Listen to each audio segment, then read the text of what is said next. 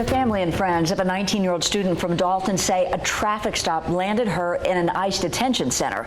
Thanks for joining us. I'm Kim Chapman-Whitfield. And I'm Josh Rowe. This is Jimena Arias-Cristobal. Arrest reports we obtained show Dalton police pulled her over on Monday for not following a no-turn on red sign. That's right. Well, they took her to the Whitfield County Jail, where authorities say they determined that she was in the country illegally and moved her to that ICE center in Columbus, Georgia. The Whitfield County Sheriff's Office entered into a jail enforcement model agreement with ICE back in June of 2020, which allows them to do that. However, people who know the teenager, who is a star runner and an active member of her church, say she is not a criminal and does not deserve to be deported. News Channel 9's Mary Beth Mangrum leads us off tonight. My mother, because we had to pay a lot of stuff, and I've been helping her out because she doesn't know English, and it's just a lot of weight on us both because my little sister, well, she can't help a lot because she's only 9.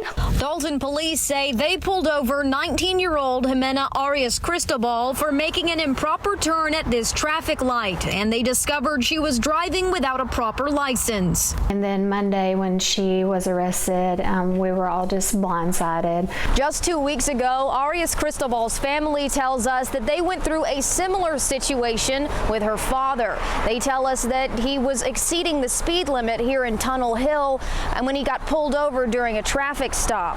And during that traffic stop, he did not have a driver's license. And when my dad left, well, it was only her and my older sister to help out with the family, and now that they took her away, it's only her.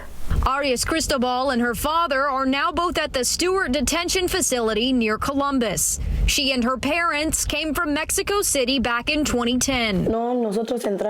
They came as illegal people. They came like other people to make a better future for my little sister. I mean, for my older sister when she was 4, and they came in with no papers or anything to be here. They tell us her dad tried to secure a work visa, but had difficulty. My dad has his own company, and they called a lawyer to see if they could get a job permit or a visa, and they said that they hadn't hit that status to get one yet. Arias-Cristobal was 4 years old at the time.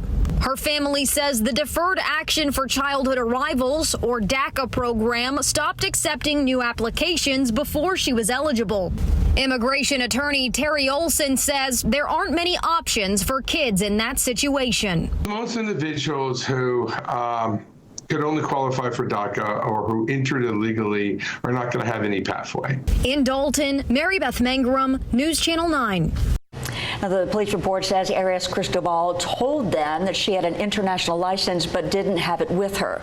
Georgia Driver's Services say those are only valid for 30 days after moving to the U.S. A Republican Georgia State rep from Dalton wrote a letter to the judge on Arias-Cristobal's behalf and says his party's deportation conversation has been about hardened criminals. He goes on to say, quote, "Unfortunately, the people that are not hard criminals are getting caught up in the wash. It seems like we are much better at catching people that are committing misdemeanors than people who are actually a danger to society."